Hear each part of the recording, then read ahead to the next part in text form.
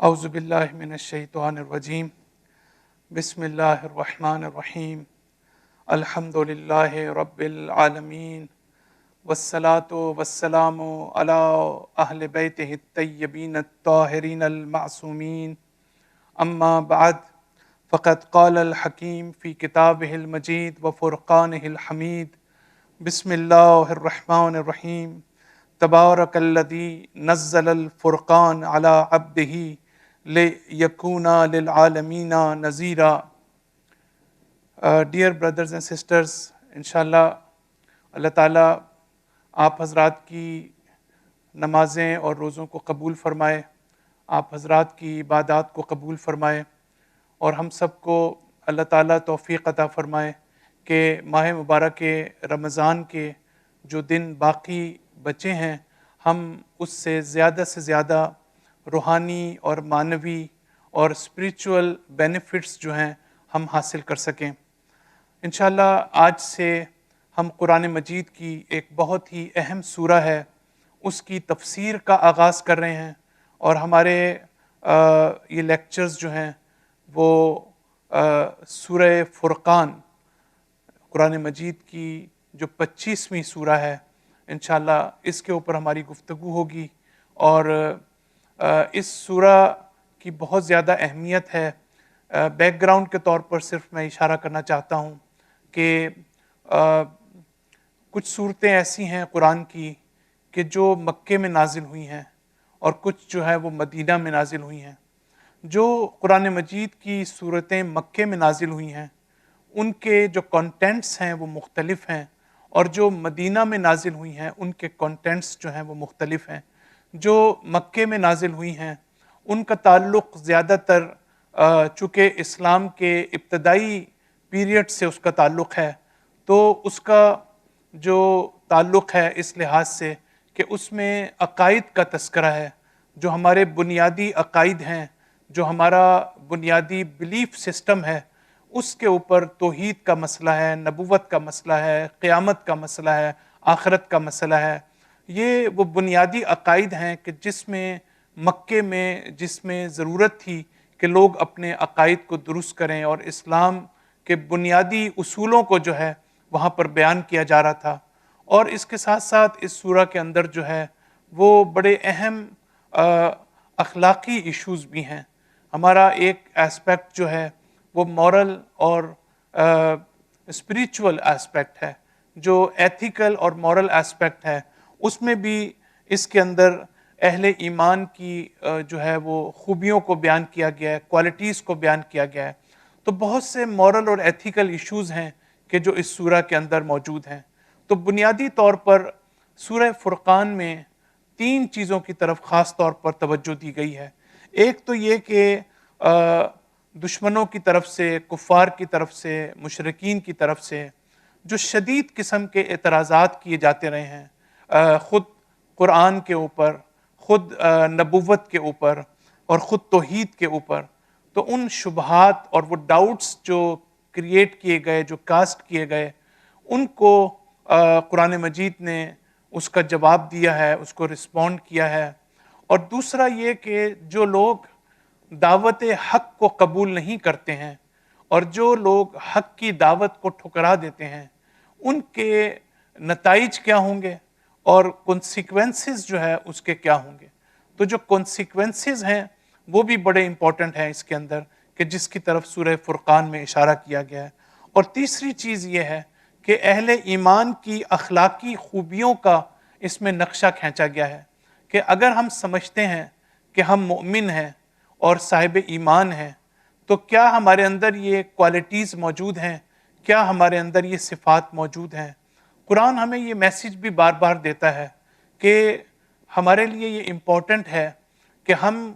قرآن میں اور سنت میں جو اہل تقوی کی صفات ہیں ان کو پہلے سمجھنے کی کوشش کریں اور اپنی ذات میں اپنانے کی کوشش کریں.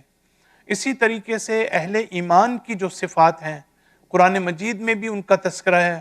اور احادیث میں اور روایات اہل بیت علیہ السلام میں بھی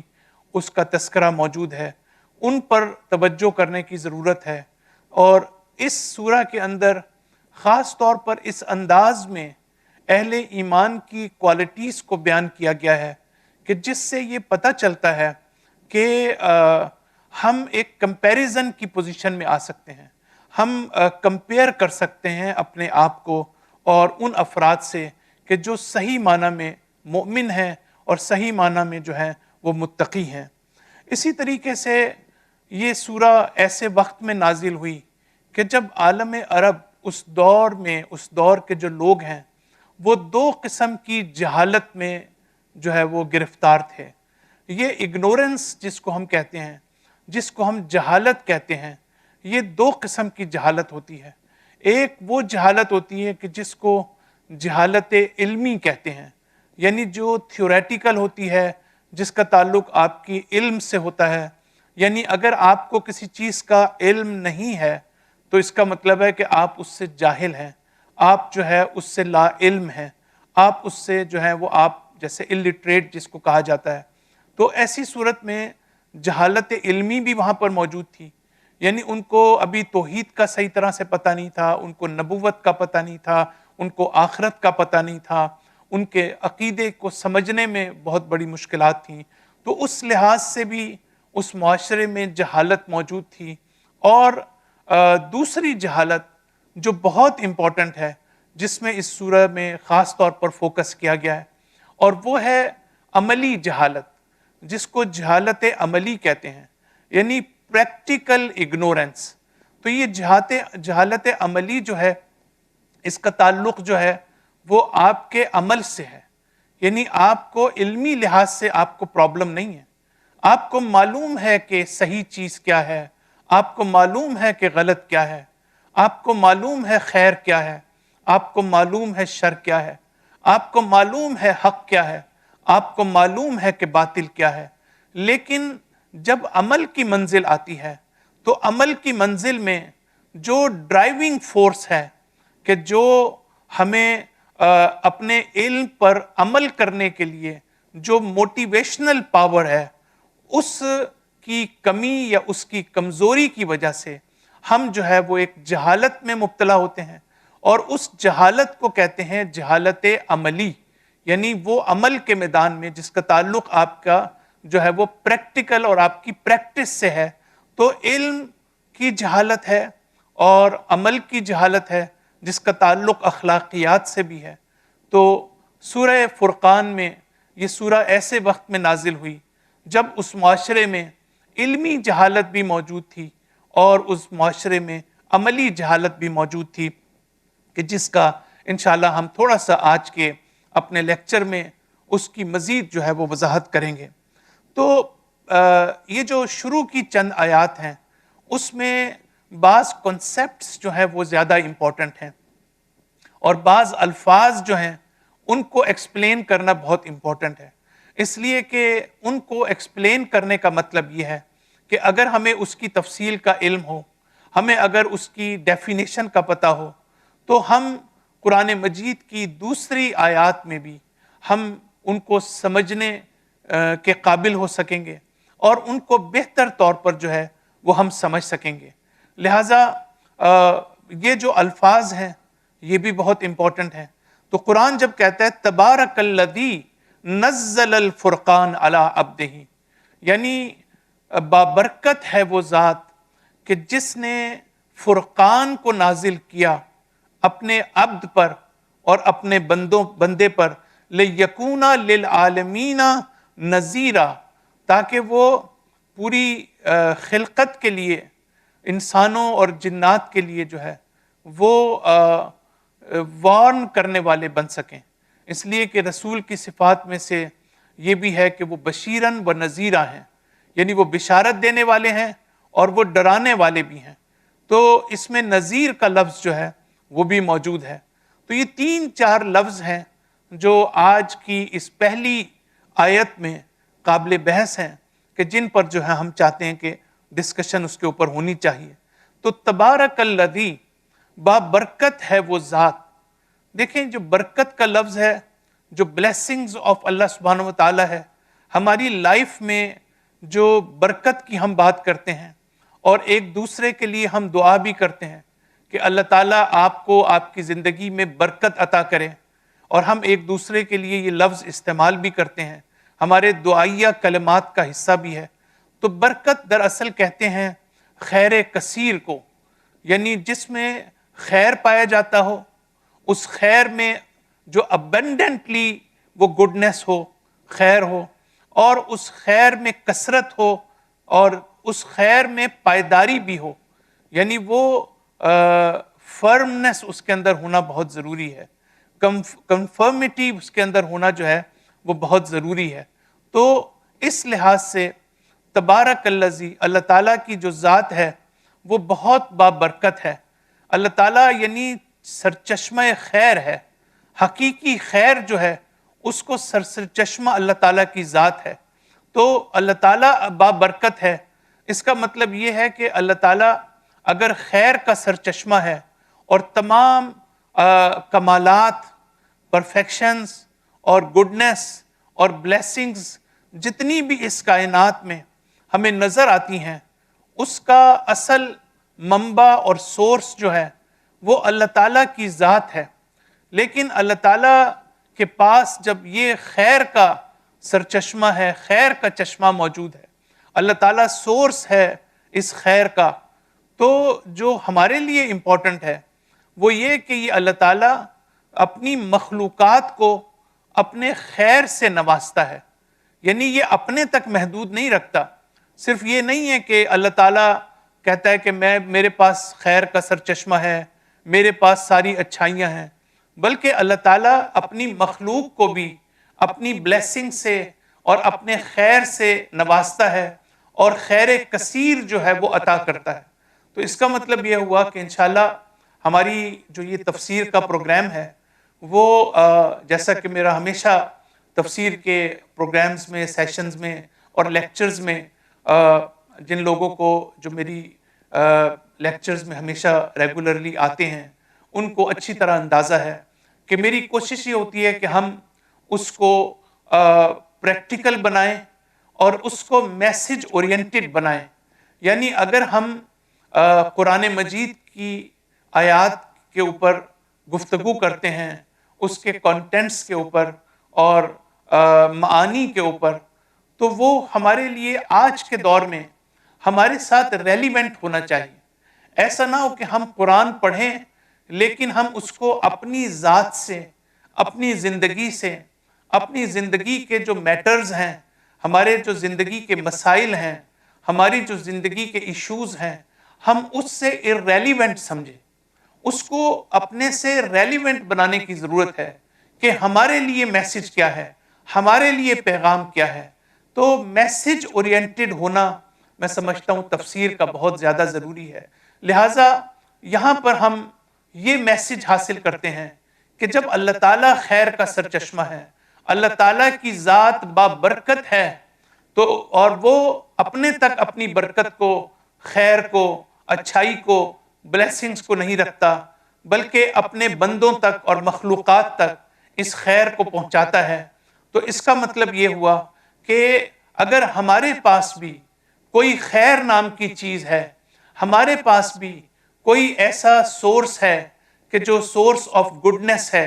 جو ہماری اچیومنٹ ہے، جو ہمارے لیے فائدہ مند ہے، جو ہماری ڈیولپمنٹ کا باعث ہے، جو ہمارے مقصد خلقت یعنی پرپز آف کریشن جو ہے اس کے ساتھ جو ہے وہ فیملیئر ہے، اس کے ساتھ جو ہے وہ ہم آہنگ ہے، تو ہمیں بھی یہ کہا گیا ہے کہ یہ خیر جو ہے وہ ہم دوسروں تک پہنچائیں۔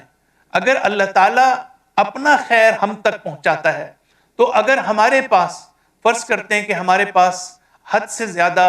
دولت و ثروت ہے، ہمارے پاس مقام ہے، منصب ہے، ہمارے پاس اچھی پوزیشن ہے، ہمارے پاس اچھا اخلاق ہے، ہمارے پاس نالج ہے، علم ہے، اور ہم اس تمام چیزوں سے ہم دوسروں کی مدد کر سکتے ہیں، ہم ان کو خیر پہنچا سکتے ہیں، تو اس کا ہماری ذمہ داری یہ ہے کہ ہم صرف اللہ کی تعریف نہ کرتے رہیں، کہ ہم اللہ تعالیٰ کو یہ نہ کہیں کہ پروردگارہ تو بہت رحمان ہے، تو بہت رحیم ہے، تو بہت معاف کرنے والا ہے، تو رازق ہے، تو جو ہے وہ حکیم ہے، تو حلیم ہے، بلکہ امپورٹنٹ چیز یہ ہے کہ ہم اللہ تعالیٰ کی صفات کو اپنی زندگی میں ایڈاپٹ کریں، ہم ان کو اپنائیں، ہم ان کو اپنی ذات میں کلٹیویٹ کریں۔ اس لحاظ سے ہمارا مقصد بھی یہ ہے کہ اگر ہم سے یہ پوچھا جائے کہ اس دنیا میں ہمارا مقصد کیا ہے، تو ہمارا مقصد یہ ہے کہ ہم جو ہے وہ اللہ تعالیٰ کا قرب حاصل کریں، پروکسیمیٹی ٹو اللہ اور کلوزنس ٹو اللہ سبحانہ و تعالیٰ، یہ ہمارا آبجیکٹو ہے۔ لیکن اللہ تعالیٰ کے قریب آنے کا مطلب یہ نہیں ہے کہ ہم فزیکلی چل کر اللہ تعالیٰ کو کہیں تلاش کر لیں، فزیکلی ہم اپنے فزیکل جرنی کے ذریعے سے ہم اللہ تعالیٰ تک پہنچ جائیں، بلکہ یہ وہ جرنی ہے کہ جو اسپریچول جرنی ہے۔ آپ ایک ہی جگہ پر موجود رہ کر آہستہ آہستہ اللہ تعالیٰ کے قریب ہو سکتے ہیں، اور وہ اس طرح سے کہ جتنا ہم اللہ تعالیٰ کی صفات کو جو ہے وہ اپنے اندر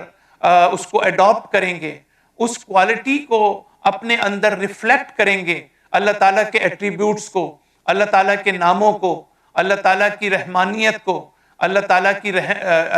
کی رحمت کو، اللہ تعالیٰ کی فارگیونیس کو، تو یہ ساری چیزیں اگر ہمارے اندر پائی جاتی ہوں گی تو اس کا مطلب یہ ہے کہ ہم خود بخود اسپریچول جرنی کے تحت ہم اپنے آپ کو اللہ سے قریب کر رہے ہیں۔ لہٰذا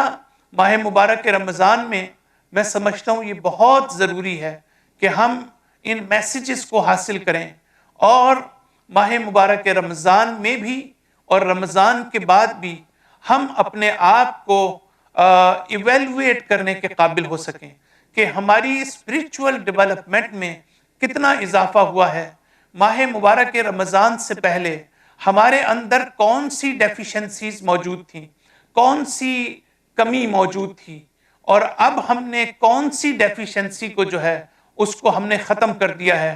کس حد تک ہمارے اندر جو ہے مورل، ایتھیکل، انٹلیکچول ڈیولپمنٹ ہوئی ہے۔ یہ ایک مومن کا فرض یہ ہے کہ وہ اپنے بارے میں ایکوریٹ اسیسمنٹ رکھتا ہو، اس کی جو سیلف اویئرنیس ہے، اس کی جو اپنے بارے میں شناخت ہے، وہ ایکوریٹ ہونی چاہیے، وہ دقیق ہونی چاہیے، تاکہ وہ اپنے آپ کو دھوکہ نہ دے۔ جب انسان پہلے اپنے آپ کو دھوکہ دیتا ہے، پھر انسان کسی اور کو دھوکہ دیتا ہے، پہلے انسان اپنے آپ کو ڈسیو کرتا ہے، پھر کسی اور کو انسان ڈسیو کرتا ہے، پہلے انسان جو ہے اپنی ذات پر ظلم کرتا ہے، پھر انسان کسی اور پر ظلم کرتا ہے۔ تو یہ سسٹم ہے کہ جس کو میں سمجھتا ہوں کہ سمجھنے کی ضرورت ہے۔ تو اللہ تعالیٰ کا خیر اللہ تعالیٰ کی ذات تک محدود نہیں ہے، اللہ تعالیٰ اپنی مخلوقات تک خیر پہنچاتا ہے۔ اس کا مطلب یہ ہے کہ اگر ہمارے پاس کوئی ایسی چیز ہے کہ جس سے ہم دوسرے کے لیے برکت کا باعث بن سکیں، خیر کا باعث بن سکیں، تو یہ ہماری ذمہ داری ہے کہ ہم اس کو انجام دیں۔ اور ہماری ذمہ داری یہ ہے کہ ہم دوسرے کے لیے ہم شر کا باعث نہ بنیں، ایول کا باعث نہ بنیں، نقصان کا باعث نہ بنیں، دوسرے کے لیے ہارمفل نہ ہوں، دوسرے کو ہرٹ نہ کریں۔ یہ ہماری زندگی میں میری جو پہچان ہے، میری جو شناخت ہے، میری جو آئیڈینٹی ہے، وہ میرے لیے اہم ہونی چاہیے کہ میری آئیڈینٹی میرے نزدیک کیا ہے، میری شناخت کمیونٹی ممبرز کے نزدیک کیا ہے۔ کیا وہ مجھے کسی ایول پرسن کے طور پر دیکھتے ہیں؟ کیا وہ ایسے شخص کے طور پر دیکھتے ہیں کہ جو دوسرے کو ہرٹ کرتا ہے، جو دوسرے کو نقصان پہنچاتا ہے، جو دوسرے کی مدد نہیں کرتا؟ یا دوسرے یہ سمجھتے ہیں کہ میں ان کے لیے خیر کا باعث ہوں؟ ہر شخص کو خود اپنے آپ کو ایویلویٹ کرنے کی ضرورت ہے، اور یہ دیکھنے کی ضرورت ہے کہ کیا میری وجہ سے مخلوق خدا کو کوئی فائدہ پہنچ رہا ہے یا نہیں پہنچ رہا۔ اگر میرے پاس قابلیت بھی ہے، صلاحیت بھی ہے، پوٹینشل بھی ہے، ریسورسز بھی ہیں، اور اس کے باوجود میں دوسرے کی مدد کا باعث نہیں بن رہا، دوسرے کے لیے خیر کا باعث نہیں بن رہا، تو اس کا مطلب یہ ہے کہ اللہ تعالیٰ کا قرب جو ہے وہ ہمیں حاصل نہیں ہو سکتا، اور ہم قرب الہی کے قریب جو ہے اس کی طرف ہم نہیں جا رہے ہیں۔ تو اس لحاظ سے برکت کو سمجھنا ضروری ہے۔ حضرت عیسیٰ علیہ السلام سے جو نقل ہوا ہے قرآن میں کہ میں اینما کنتا، میں جہاں کہیں بھی ہوں میں باعث برکت ہوں لوگوں کے لیے۔ اب حضرت عیسیٰ علیہ السلام، جیزس کرائسٹ جو ہے وہ خیر و برکت کا باعث تھے۔ وہ جس سچویشن میں بھی ہوں، جن حالات میں بھی ہوں، جس جگہ پر بھی ہوں، جس زمان میں بھی ہوں، جس مکان میں بھی ہوں، جس ٹائم اور سپیس میں بھی ہوں، جس معاشرے میں بھی ہوں، جن حالات میں بھی ہوں، وہ لوگوں کو برکت پہنچاتے تھے، وہ لوگوں کو فائدہ پہنچاتے تھے، وہ لوگوں کو خیر پہنچاتے تھے۔ تو یہ حضرت عیسیٰ کے بارے میں یہ اللہ تعالیٰ اپنے آپ کو بابرکت کہتا ہے۔ تو ایک چیز جو ہم نے یہاں پر اس حوالے سے سیکھی، اور اس کے علاوہ برکت کا تعلق اس بات سے بھی ہے کہ ہم اس مفہوم کو بھی سمجھیں کہ ہماری ذات میں، ہماری زندگی میں برکت کا مطلب یہ ہے کہ اللہ تعالیٰ کبھی جو بھی وسائل ہمارے پاس ہوتے ہیں، جو ہم نے کوشش کے ساتھ، جد و جہد کے ساتھ، ایفرٹ کے ساتھ ہم نے جو گیدر کیے ہوتے ہیں، ہم نے جو ان کو جمع کیا ہوتا ہے، ان میں اللہ تعالیٰ برکت اور خیر دیتا ہے۔ یعنی ہمارے تصور سے زیادہ اس سے ہمیں فائدہ ہوتا ہے، وہ فائدہ ہمیں ہمارے تصور سے زیادہ ہمیں نظر آتا ہے۔ بہت سی دفعہ فرض کرتے ہیں کہ اگر ہمارے پاس جو ہے وہ مال ہے، مال و دولت ہے، ہمارے پاس ویلتھ ہے،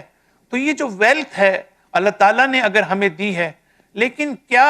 یہ ویلتھ اور دولت و ثروت میرے لیے باعث برکت ہے یا نہیں ہے؟ کیا یہ میرے لیے خیر کثیر کا باعث ہے یا نہیں ہے؟ اسی لیے ہم صرف دعا یہ نہیں کرتے کہ پروردگارہ مجھے مال و دولت دے دے،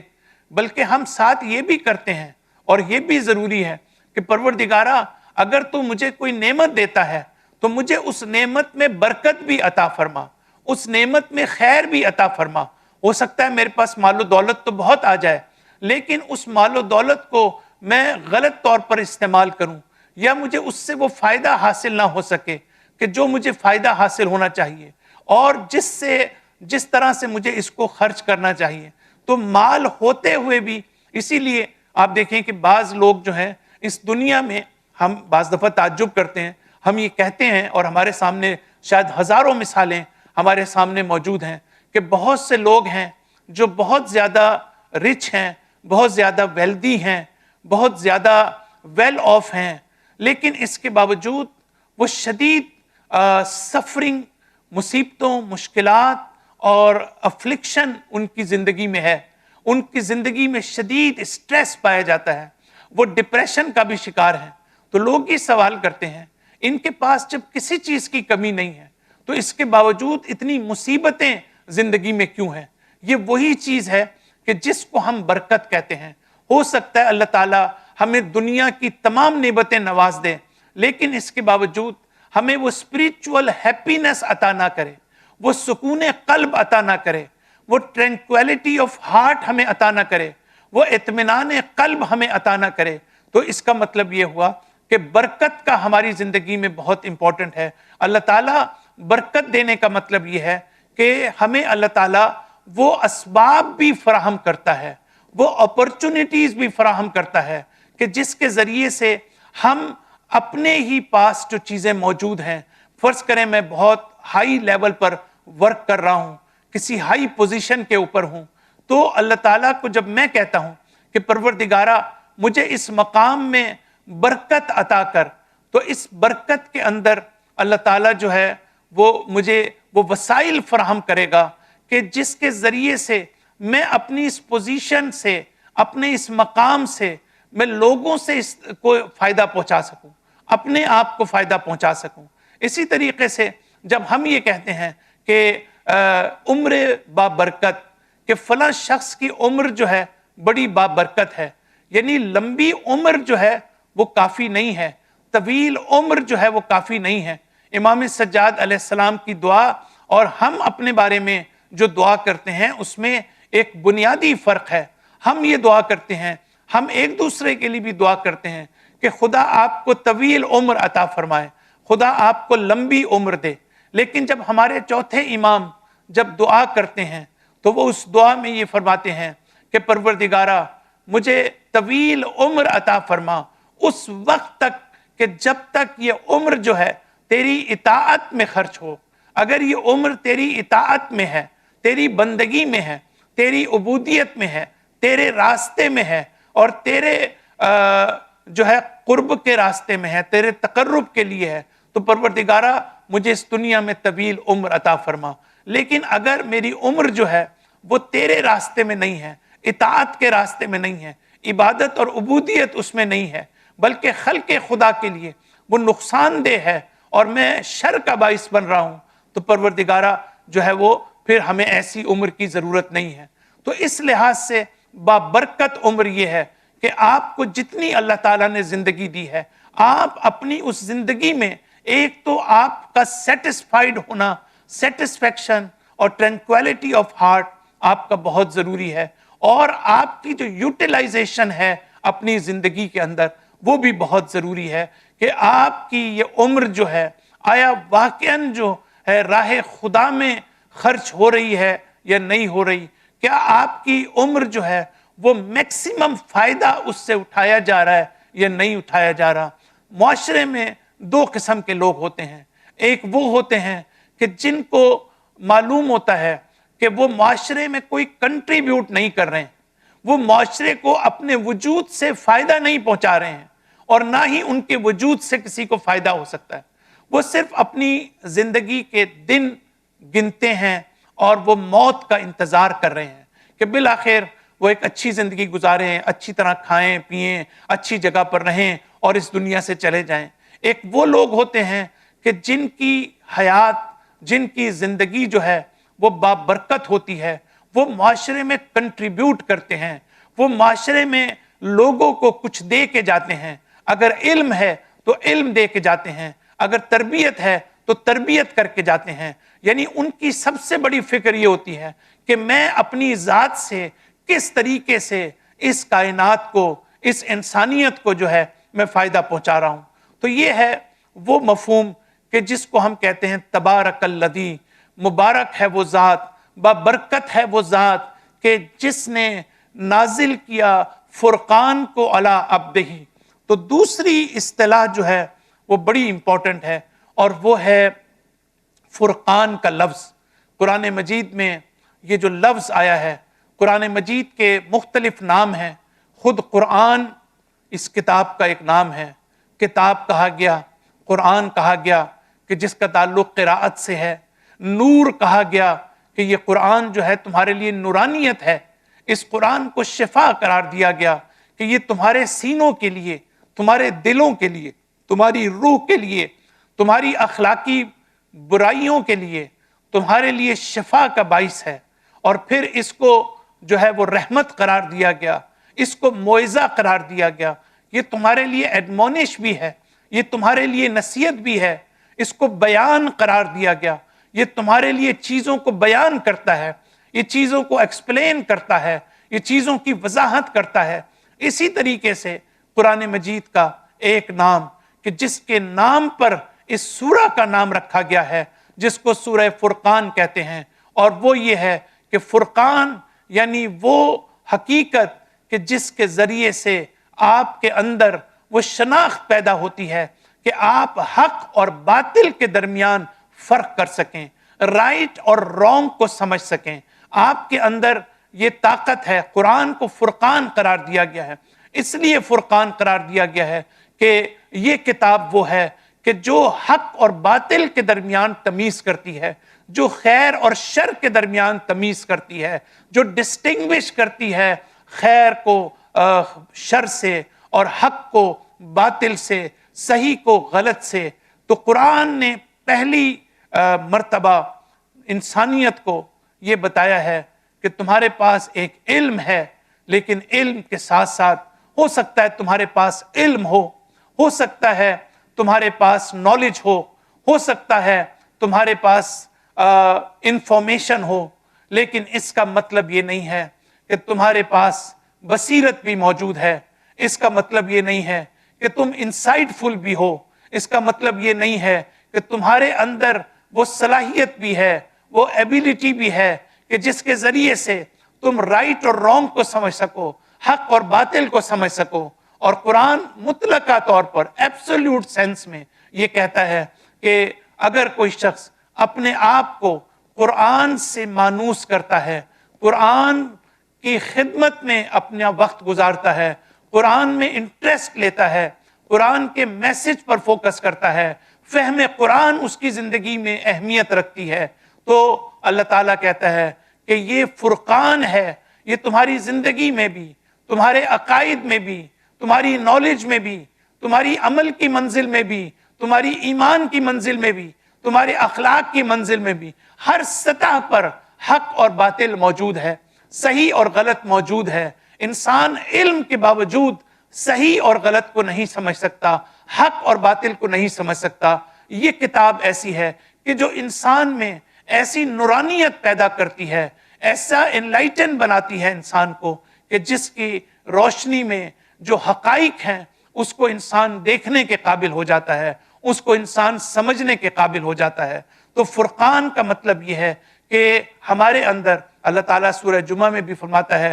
کہ هو الذی بعث فی الامیین رسولا منہم یتلو علیہم آیاتہ ویزکیہم ویعلمہم الکتاب والحکمہ۔ تو وہاں پر بھی تعلیم کتاب انبیاء کا مقصد ہے، تعلیم کتاب کے ساتھ ساتھ حکمت بھی مقصد ہے۔ حکمت کا مطلب یہ ہے کہ ہم بصیرت کے حامل ہوں، اور مومن وہ ہوتا ہے کہ جس میں بصیرت ہو، جو نور خدا سے چیزوں کو دیکھنے کے قابل ہو سکے۔ تو قرآن کو اللہ تعالیٰ جو ہے وہ فرقان قرار دیتا ہے۔ اور پھر ہمارے پاس ایک امپورٹنٹ آیت ہے، اور اس آیت میں ارشاد ہوتا ہے کہ ان تتقوا اللہ یجعل لکم فرقانا۔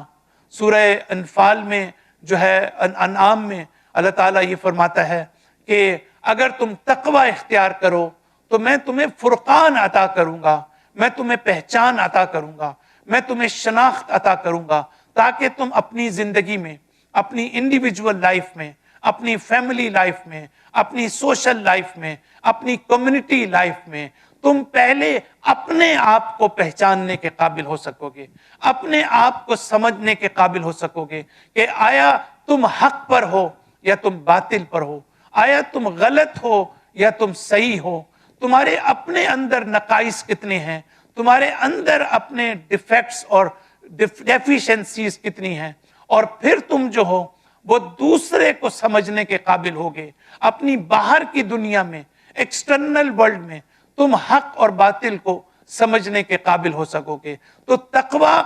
اور فرقان، اب دیکھیں قرآن مجید جو ہے اگر اس کو فرقان قرار دیا گیا ہے تو قرآن ہی یہ کہتا ہے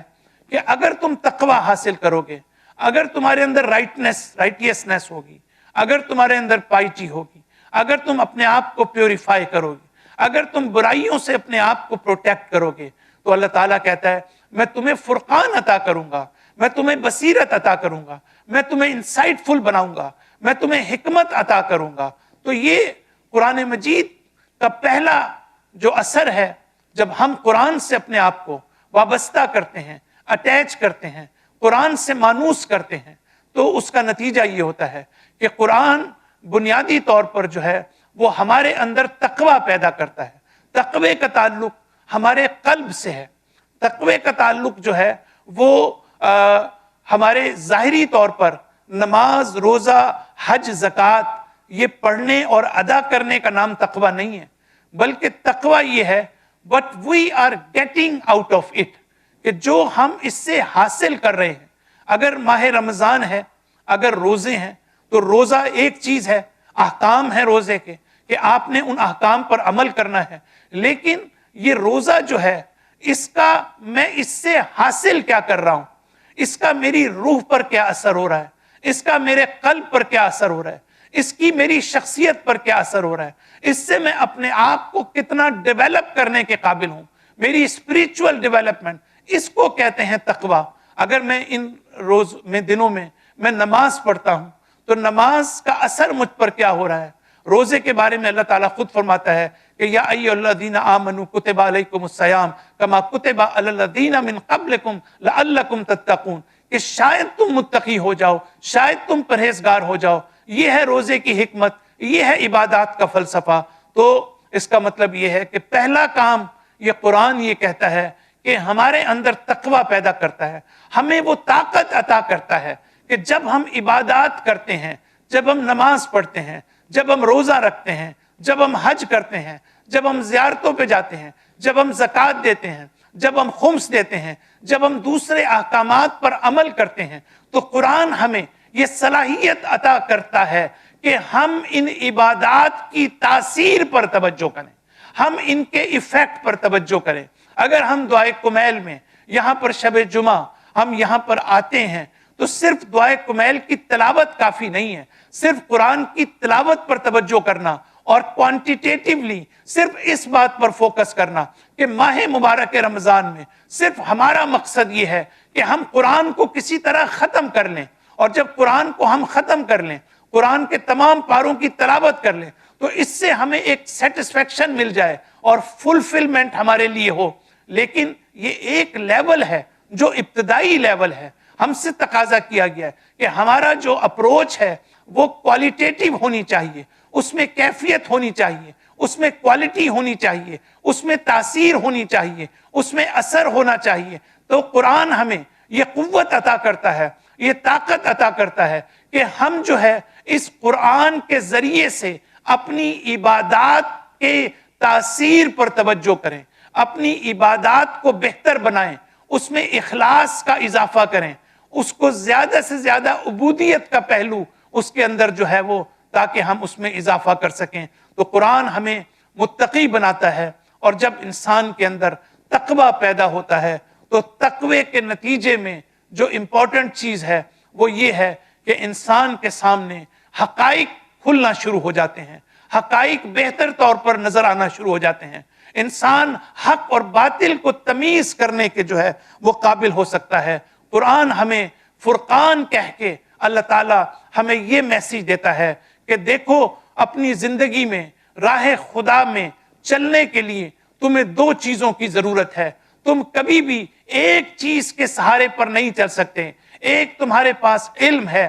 نالج ہے، انٹلیکٹ ہے اور عقل ہے، اس کے سہارے سے تمہیں اللہ کے راستے میں چلنے کی ضرورت ہے۔ تمہیں اسپریچول جرنی جو ہے اس کے لیے شروع کرنے کے لیے جہاں تمہیں عقل کی ضرورت ہے، جہاں تمہیں انٹلیکٹ کی ضرورت ہے، جہاں تمہیں نالج کی ضرورت ہے، جہاں تمہیں علم کی ضرورت ہے، وہاں تمہیں تہذیب نفس کی بھی ضرورت ہے، وہاں اپنے نفس کو پاک کرنے کی ضرورت ہے، وہاں پیوریفائی کرنے کی ضرورت ہے، وہاں اسپریچول ڈیولپمنٹ کی ضرورت ہے، وہاں پر آپ کو نفس کی تطہیر کی ضرورت ہے۔ یہ دو قوتیں ہیں، یہ دو چراغ ہیں کہ جن کی روشنی میں، یہ دو اصول ہیں کہ جن کی روشنی میں قرآن یہ کہتا ہے کہ تم آگے بڑھ سکتے ہو۔ تمہارا علم تمہارے لیے کافی نہیں ہے جب تک تمہارا نفس پاک و پاکیزہ نہیں ہوتا، جب تک تم اخلاقی برائیوں سے اپنے آپ کو دور نہیں کرتے، جب تک ہم اپنے آپ سے ہم ڈسٹ کو ریموو نہیں کرتے،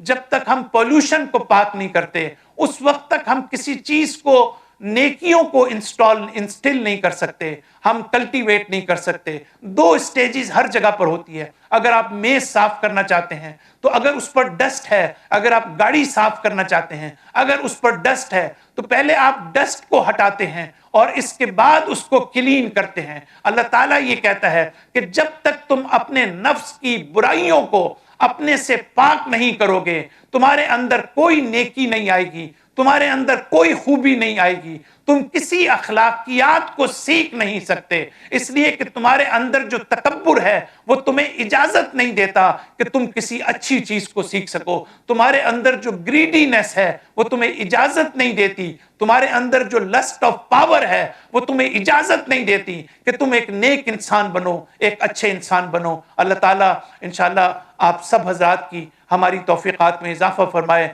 ماہ مبارک رمضان میں اللہ تعالیٰ ہماری عبادتوں کو قبول فرمائے اور ہمیں زیادہ سے زیادہ اس ماہ میں عبادت کرنے کی توفیق عطا فرمائے اور اسپریچول بینیفٹ ہم ان ایام میں حاصل کر سکیں۔ وصلی اللہ علی محمد وعلی آلہ الطیبین الطاہرین المعصومین۔